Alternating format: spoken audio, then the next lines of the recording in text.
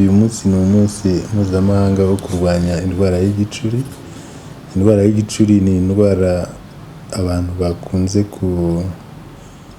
kwitiranya ko n'amarozi n'ibindi byose, ariko indwara y'igicuri mu by'ukuri ni indwara yo mu mutwe ifata ku bwonko, igatuma umuntu ashobora kubura ubwenge cyangwa se noneho akabugihumura, akaba ashobora kwikubita hasi kubera ko yatakaje ubwenge.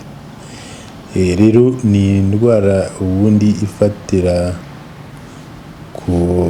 kuko ubwonko bukora bitewe n'ukuntu ubwonko bwakomeretse.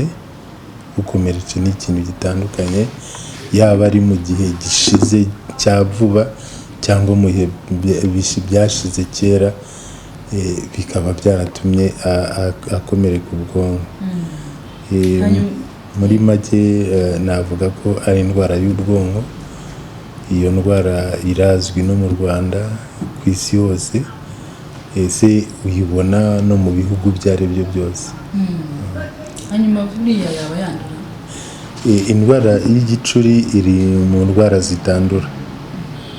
Ntabwo ari indwara umuntu yavuga ngo wakora ku muntu ukandura cyangwa se wasangira n'umuntu ukandura. Muri make indwara y'igicuri tuyishyira mu rwego rw'indwara zitandura. Ni ukuvuga ngo ishobora kwirindwa mu gihe cyose turinda ubwonko bwacu, tukaburinda ikintu cyabukomerekeje. Ndavuga gukomereka, ariko ni ukuvuga ngo ushobora gukomereka n'ikintu kije kikagukubitaho ku mutwe, cyangwa se ukikubita ku kintu ku mutwe, hanyuma ubwonko bugasa naho buhungabanya. Ikindi gishobora gukomeretsa ibishobora gukomeretsa ubwonko ni byinshi. Hari indwara zifata cyane cyane ubwonko, muri byo twavuga nka meningite cyangwa se mugiga. Hakaba n'izindi ndwara zishobora kwanduza ubwonko. Muri izo dushobora no kuvuga nk'indwara zimwe zandura.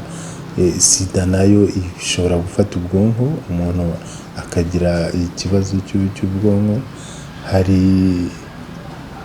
n'inzoka cysticercose. Hari cysticercose ziterwa n'uko umuntu yariye inyama cyane cyane z'ingurube zitatunganyije neza, zifite iyo nzoka, igashobora kujya mu bwonko, ishobora nayo kuhakomeretsa, hanyuma noneho umuntu agashobora.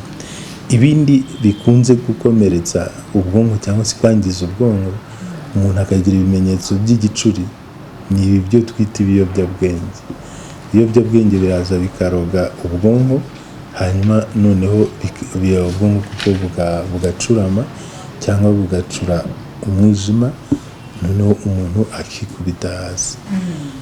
Birumvikana rero ko iyo twirinze ibyo bintu byose, hari ugukomereka, kugira agisida zikomeretsa umutwe, ari ukwirinda za ndwara nakubwiye, ibyo byo ari ukwirinda n'ibiyobyabwenge, tuba twirinda kuzarwara igicuri. Abantu benshi kubera ibyo navuze batinya kwegera wa muntu ngo atabasurira, hanyuma noneho bikaba impamvu y'uko yabanduza.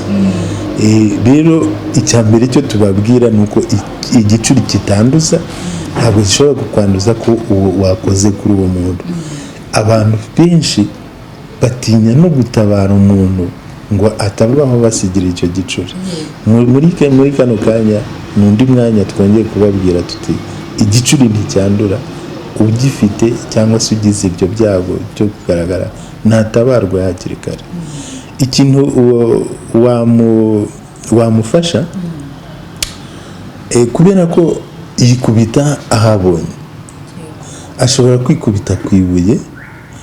Ibyo byo niba yikubiseho, murinde ko yongera kwikubita, kuko iyo yikubise rimwe igicuri kiramutigisa icyo bita toniko chronique, agahora akubita umutwe akawukubita.